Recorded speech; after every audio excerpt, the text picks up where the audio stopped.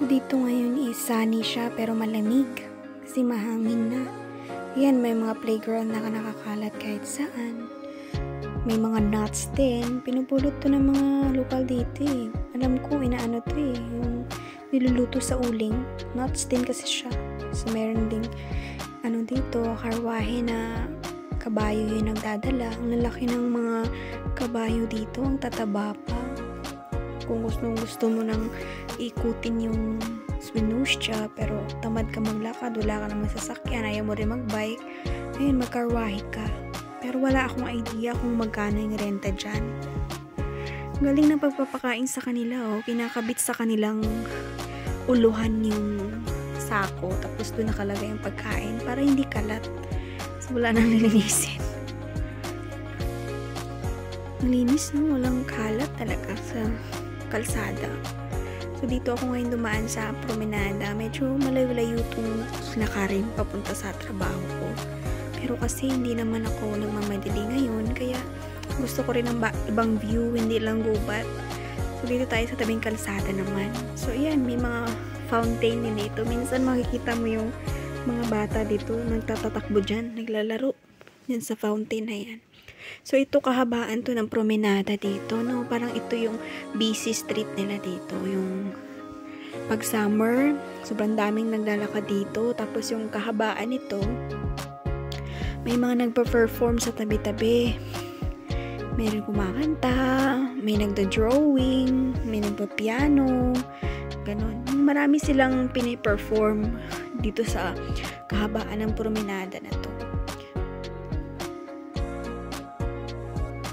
Ngayon, maaga pa kasi, mga anong oras na ba? Mga alas 9 siguro? O, alas 9 to ngayon ng umaga.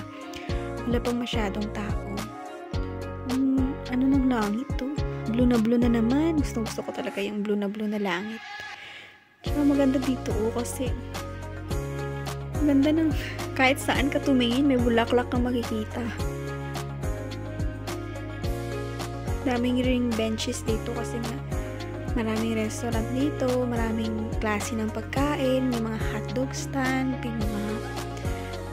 may mga burger stand, kung ano-ano. Sa lahat ng pagkain nandito na.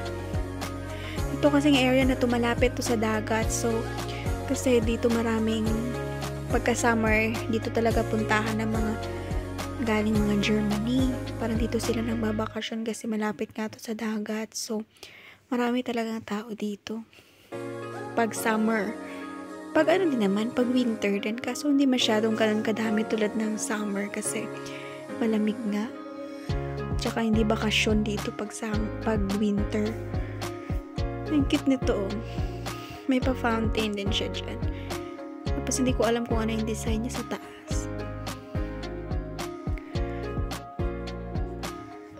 Tsaka dito, marami silang ice cream shop. Kahit saan ka pumunta namin ice cream. Kahit winter yan, ganun, ice cream. So, minsan pag natatakam ako, kahit winter, kain pa rin ng ice cream. Meron dito restaurant na marami siyang bulaklak na nakahang. Dito, saan ba yan? Sa unahan. Ayun na yung Radisson Blu Hotel. Ito sa mga hotel dito sa Swinushya. Ano ba yun? Ano inaano ko dyan? So, ayun na. Yung parang, di ba ang cute? Bala. Hindi ko alam kung anong kaling bulaklak yun, pero ang cute niya. Pati sa loob. Diyan naman si Kuya. Parang whole year around dyan na siya sa labas na niligarilyo.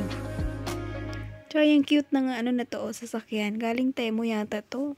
Parang siya na-charge lang. So, ito din dito, minsan sumasakay yung mga tourist, tapos umiikot din siya sa Swinushya. Kung ayaw mo ng kabayo, dyan ka na.